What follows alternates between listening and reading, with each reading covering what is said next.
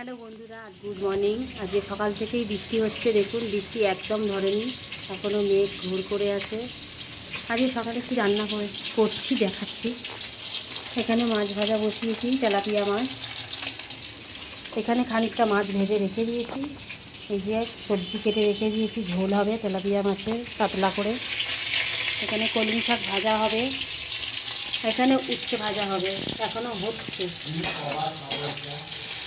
উচ্ছে ভাজা হচ্ছে, রান্নাবান্না এখনও কমপ্লিট হয়নি।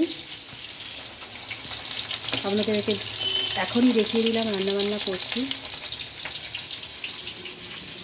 ছোটো মেয়ে স্কুলে গেছে। এখানে মাছের তেল হবে, বেগুন কেটে রেখেছি। এখানে একটু মাছের তেল করব। মাছের তেল রান্না আছে, বেগুন দিয়ে মাছের তেল করব। এটুকুনি রেসিপিই করব, বেশি কিছু করলাম না। হ্যাঁ, ভালো লাগলে পাশে থাকবেন।